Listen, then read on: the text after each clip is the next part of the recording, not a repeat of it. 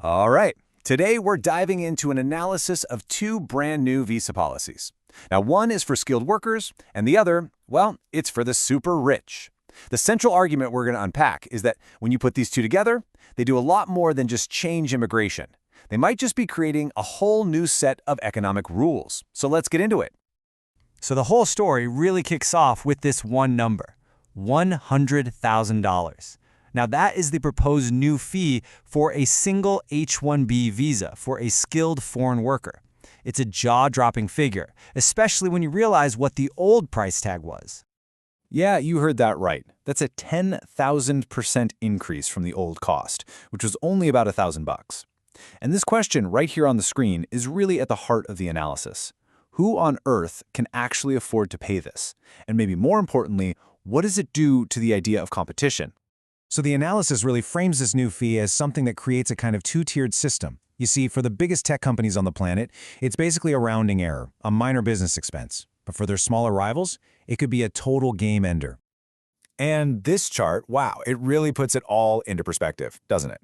Take a giant like Amazon. They recently hired over 10,000 H-1B workers. So the total cost for them, $1 billion, is just 0.17% of their annual revenue.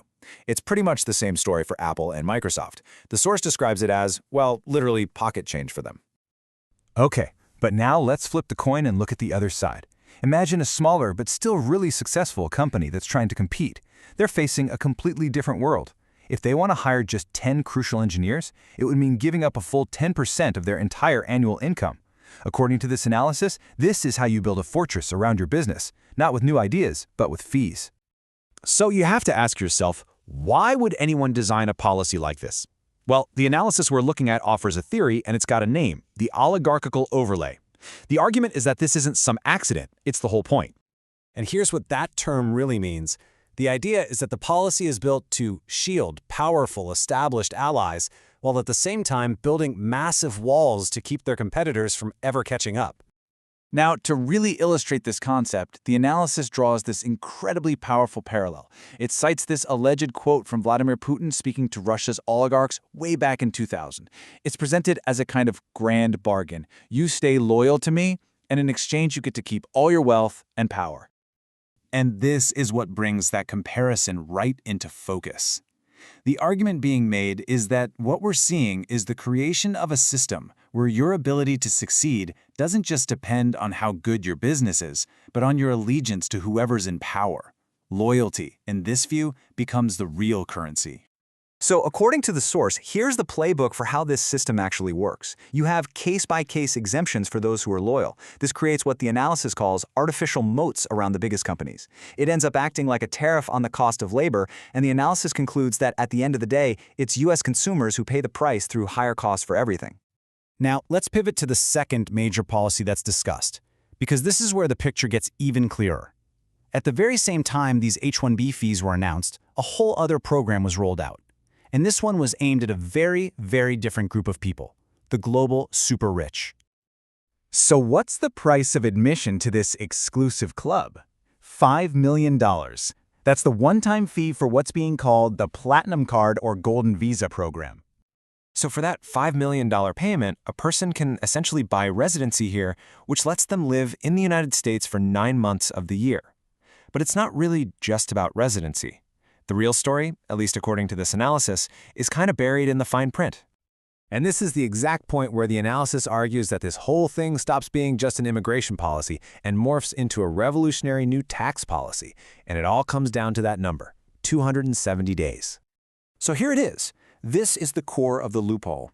You see, the standard tax rule pretty much everywhere, including the US, is 183 days.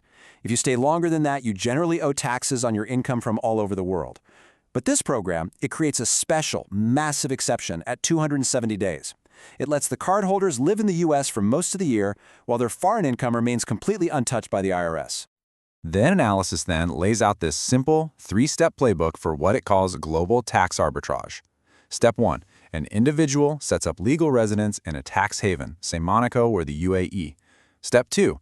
They structure all their business so their income is officially routed through that foreign country. And finally, step 3, they use the Platinum Card to live in the U.S. for 9 months, enjoying the lifestyle without paying U.S. taxes on that income. And all of this leads to what is maybe the most shocking comparison in the source's entire analysis: the huge difference in how a U.S. citizen is taxed versus a holder of this new platinum card. I mean, just look at this breakdown. It's pretty stark. U.S. citizens, we're taxed on our income no matter where in the world we earn it. The only way out is to actually renounce your citizenship. But in contrast, the analysis points out that a platinum card holder could live in, say, New York or Miami for 3/4 of the year and pay absolutely zero U.S. tax on their millions or even billions in foreign earnings. And the financial incentive here, it's just staggering. The analysis even provides this, calling it oligarch math. Let's say someone is earning $100 million a year from foreign sources. Their U.S. tax bill would be around $37 million. The one-time $5 million fee for this card, well, it pays for itself in less than 2 months of tax savings. And after that, it's pure profit, year after year after year. And this is the point the source just keeps coming back to. The argument is that this isn't just another visa, it's the creation of a whole new residency status that comes with tax benefits that are actually superior to those of an actual American citizen. But it's not just about the money. The analysis raises some serious alarms about the precedent being set here. The argument is that this is effectively rewriting tax law through an executive order, completely bypassing Congress. The source also warns that creating this kind of internal tax saving could kick off a tax war with other countries that are trying to protect their own citizens and tax bases. So when you put it all together, the analysis we've been looking at reaches a pretty stark conclusion. It argues that when you combine the H-1B fees with this Platinum Card program, what you're really looking at isn't immigration policy at all. It's a brand new system of institutionalized tax avoidance, designed from the ground up for the global elite. And that leaves us with the big question this analysis really wants us to think about. Are these just simple updates to the immigration system, or do they represent something much, much bigger? A whole new tax code designed for a tiny, ultra-wealthy, and globalized class of people.